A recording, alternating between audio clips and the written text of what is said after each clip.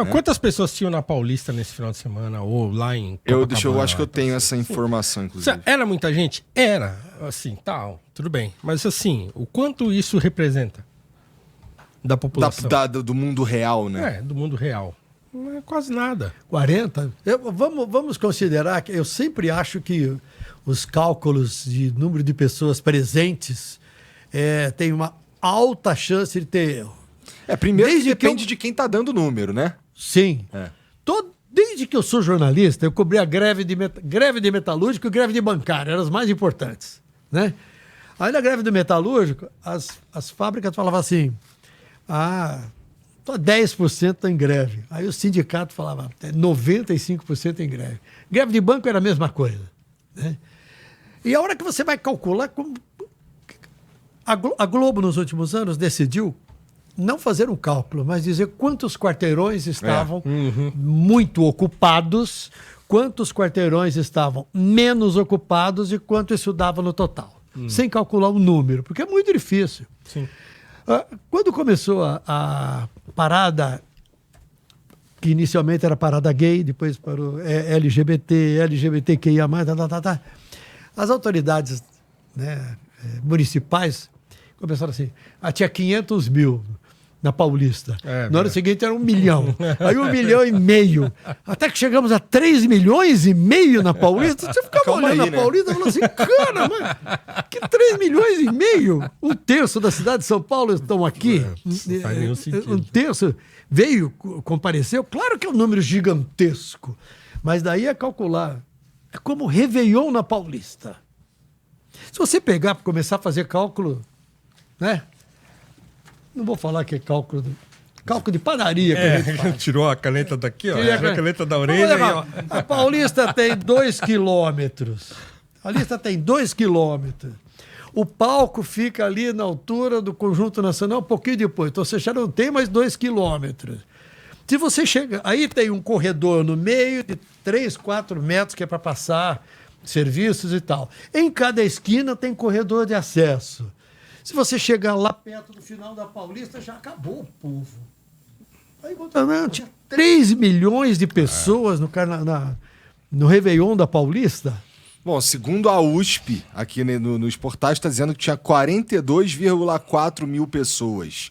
Ou seja, 42.400 pessoas. Quantas pessoas tem em São Paulo? Na cidade de São Paulo? Acho que são 12 milhões. Então pronto.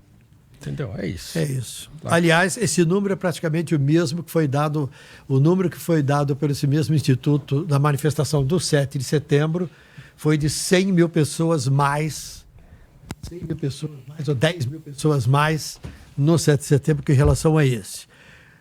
Então...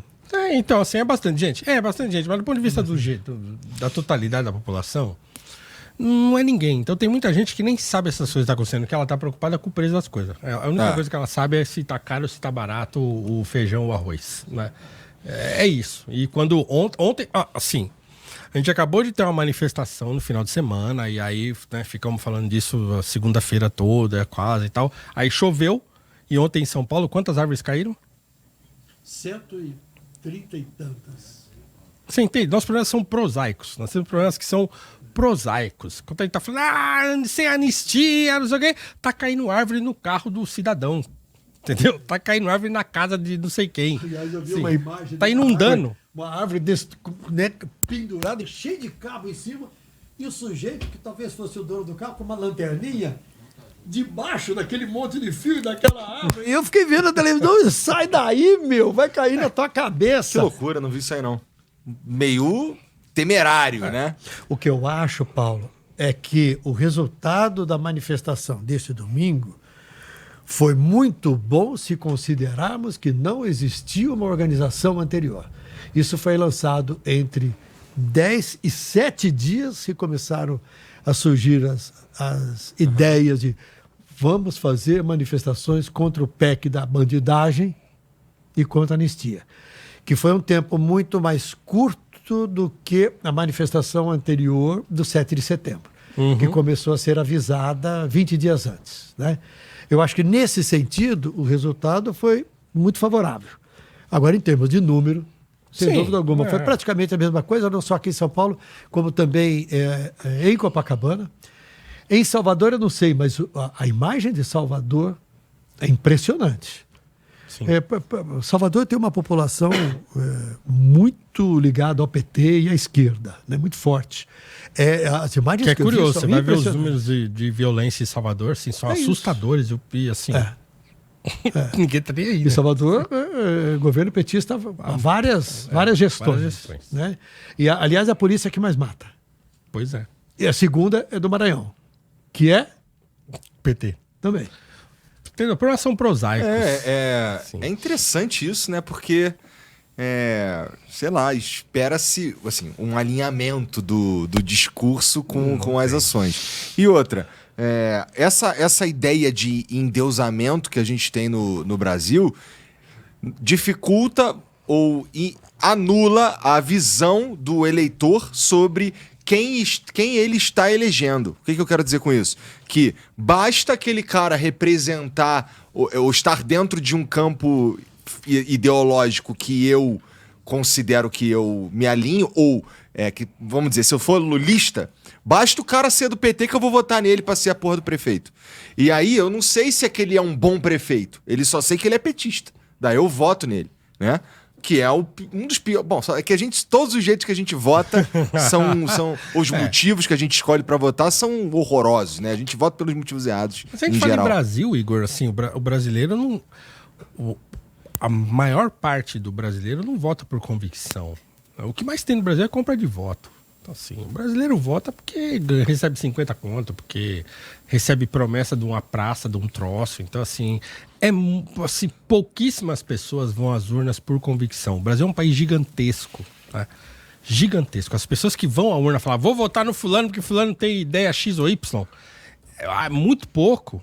É muito pouca gente. Assim, qualquer interiorzinho que a gente vá aí, assim, não precisa ir pro Nordeste, não precisa usar o Nordeste de exemplo, não. Qualquer interiorzinho de São Paulo mesmo que você for, um pouquinho mais afastado, sim, quem é que vota por convicção no interior desses qualquer? Não tem isso aí. O sujeito não... O Brasil é um país muito grande e qualquer pessoa que tenha essa experiência de viajar para outros lugares com frequência percebe isso. Eu não sou uma pessoa muito viajada, né? Mas assim... o Tramontina pode saber disso muito melhor do que eu. Você sai dos grandes centros, é outro país, assim. É outro país. É outro país. E quando eu vejo a urna chegando naqueles rincões da Amazônia, a urna viaja 3 dias para chegar numa comunidade onde tem 30 votos. Você entendeu? Né? Você acha que essa pessoa tá lendo? Ela nem sabe quem é o candidato. Assim.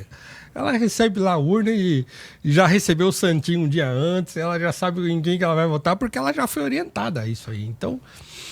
É difícil. É bem difícil. O sujeito vai, assim... eu fui com a minha mãe, fui com a minha família no Teatro Municipal no domingo. Aliás, parabéns ao Teatro Municipal, né? A montagem de Porgy and Bess do Gershwin, uma coisa... né? Coisa fina. A maioria dos cantores e bailarinos negros no palco. Foi uma coisa muito bonita de ver. Então, eu levei minha mãe, minha esposa, minha sobrinha e meu filho pra assistir. E aí, na volta, minha mãe tá com 83 anos, aí ela sentada no banco de trás do carro e ela falou assim, nossa, nem sei onde eu tô. Aí eu usei uma referência antiga que você vai conhecer pra minha mãe e falei, estamos passando no buraco do Ademar. Que hoje é o Anhangabaú ali, né? Sim. Então, quando eu falei no buraco do Ademar, qual foi a resposta da minha mãe? É aquele lugar que enche de água quando chove. Ai. Rapaz, aquele túnel do Vale do Anhangabaú, que agora é Mário Covas, né? É isso? Aquele nome daquele que passa embaixo do viaduto Santa Ifigênia ali. Aquilo ali enchia de água na época que minha mãe lembrava que era o buraco do Ademar e enche de água hoje ainda.